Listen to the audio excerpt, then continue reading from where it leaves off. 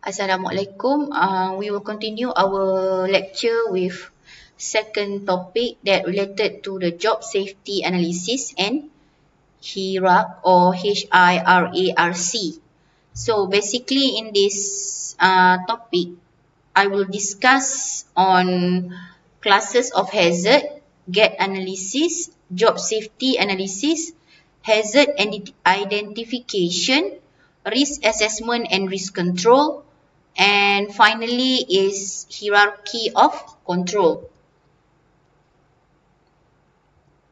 Okay, for hazard identification, or we call as a risk assessment, for this objective of this topic, students should be able to identify the classes of hazard, and number two, students should be able to describe gap analysis, job safety analysis, and HIRAC, and perform a simple hazard identification and risk assessment. And lastly, students should be able to list and differentiate the hierarchy of prevention control. And to identify the risk management, so before that, you need to know what is the definition of the hazard itself. Okay, what does it mean by hazard? Hazard is referring to the anything that cause harm. For example, it will give you danger. And for risk, the probability of hazard being done. Okay, and the risk assessment is related to the evaluating the severity, consequences, and possibility or chances. And finally, risk management, a decision-making process which is based upon certain factual information and findings. Okay. Later, I will give you some of the example on how to identify the risk management. Okay, this is the test question related to this topic. How would you list the process of risk management and list the process of the risk management? And there are 6 steps that involve a risk management process, and the process start from 1, 2, 3, 4, 5, 6 start from classification of activities. For example, for work, product, services and activities.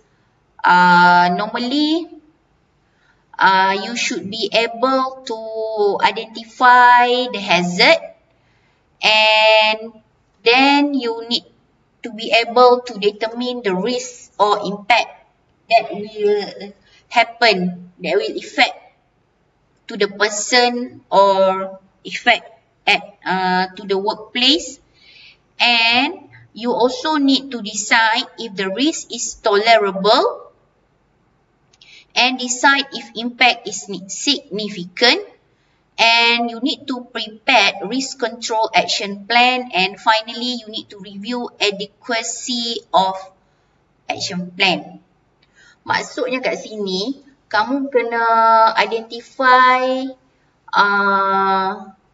hazard yang terlibat, sebab hazard ni dia ada banyak jenis, and kamu kena determine risiko ataupun kesan terhadap kesan yang disebabkan oleh hazard tu, and then kamu kena buat keputusan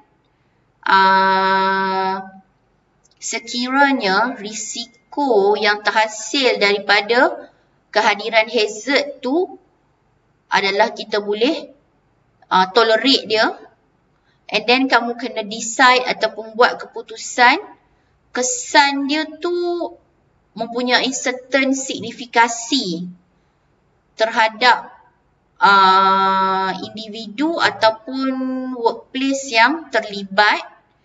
And prepare maksudnya menyediakan risiko, yang risk control action plan maksudnya you dah sediakan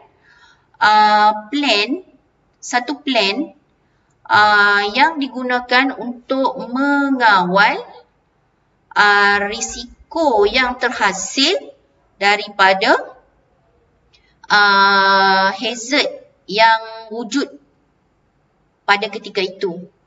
And finally, you kena review, you kena tengok balik plan yang kamu dah buat tu adakah bersesuaian dengan situasi ketika itu. And then this is the process of risk management, and this is the 6-step risk management process. Okay. First, identify the hazard, assess the risk, analyze risk control measure, make control decision and risk control implementation, and supervise and review. And defining hazard. Okay, what is hazard? Hazard is anything that has the potential to cause harm. Maksudnya apa-apa sahaja yang berpotensi yang boleh menyebabkan bahaya kepada manusia, kepada harta ataupun aset, kepada persekitaran ataupun reputasi. And what does it mean by hazard versus exposure? Hazard by itself cannot produce harm or danger unless we are exposed to the hazard. So hazard tu dia tidak boleh menyebabkan kecederaan ataupun bahaya, tetapi sekiranya kita terdedah kepada hazard tu, dia akan berlaku sebaliknya lah. Pendedahan ataupun exposure is the main mechanism or a pathway that release the danger from hazard source. And what is a risk?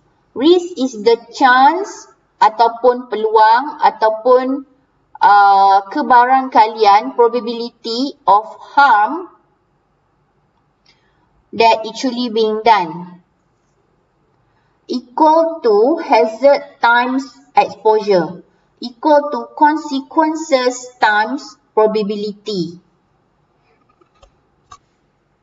And defining the danger. Danger is the relative exposure to hazard, and it shows the magnitude size of the hazard and the risk.